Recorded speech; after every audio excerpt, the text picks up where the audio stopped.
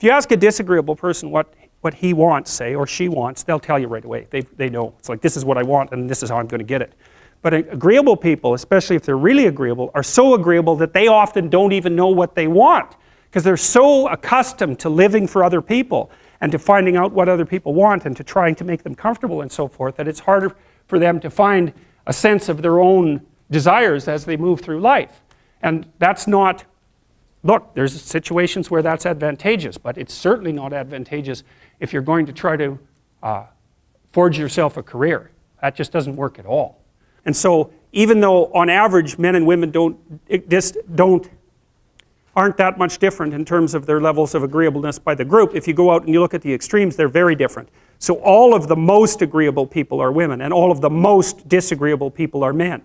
And the thing is, the extremes are often what matter rather than what's in the middle. And so one of the ways that's reflected in society, by the way, is there's way more men in prison.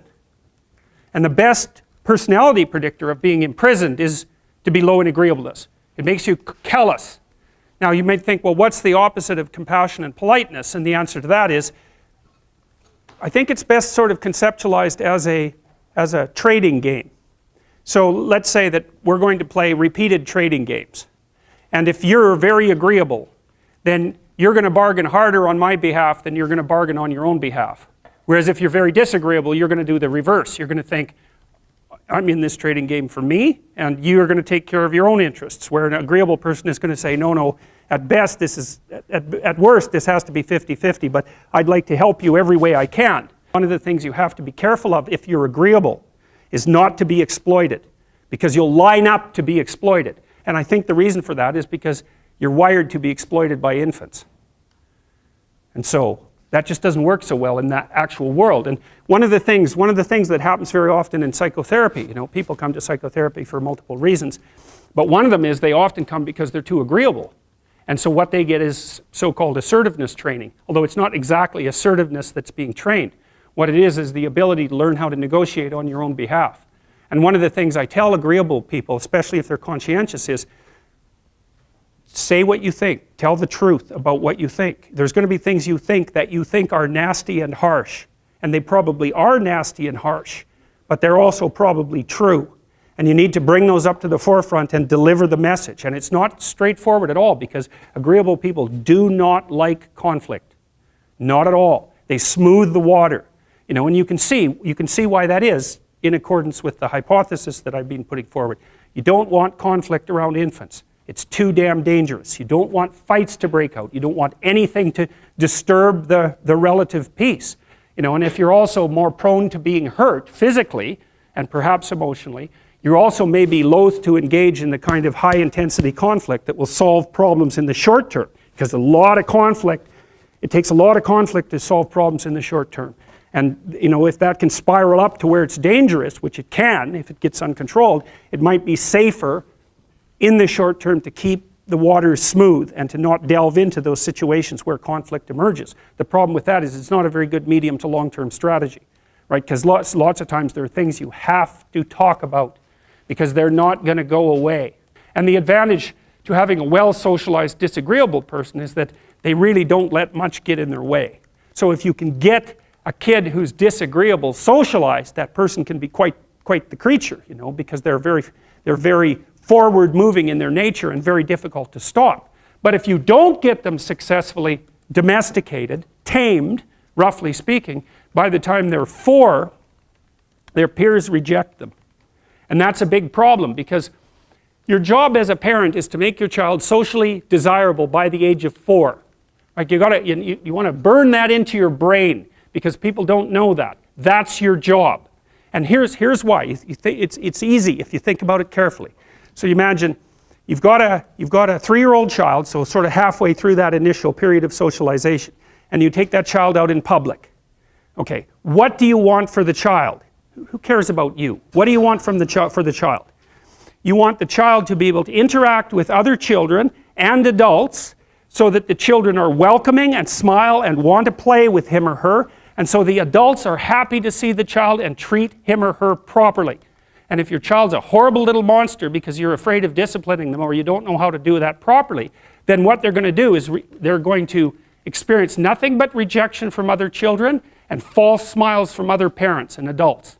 And so then you're throwing the child out there into a world where every single face that they see is either hostile or lying. And that's not something that's going to be particularly conducive to the mental health or the well-being of your child.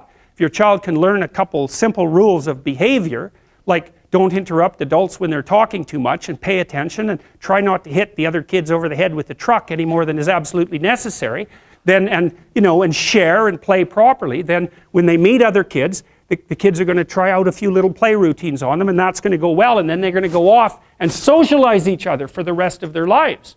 Because that's what happens, is that from 4 years old onwards, the primary socialization with children takes place among other children. And so if the kids don't get in on that early, they don't move into that developmental spiral upwards, and they're left behind. And you can imagine how terrible that is, because a 4-year-old will not play with another 4-year-old who's 2. But a 5-year-old certainly will not play with a 5-year-old who's 2, right? Because the gap is just starting to get unbelievably large. And so the kids start out behind, and then the peers leave them behind, and then those kids are alienated and outside the peer group for the rest of their life.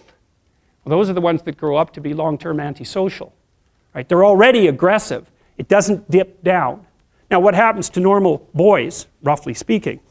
Imagine the aggressive 2-year-old types. They get socialized, so their level of aggression goes down, and then they hit puberty and testosterone kicks in, and bang, levels of aggression go back up. And so that's why males are criminals between the ages roughly of 16 and about 25. So, and it matches the creativity curve, by the way. It's so cool. If you look at the spike of creativity among men, 16 to 25, then it starts to go down.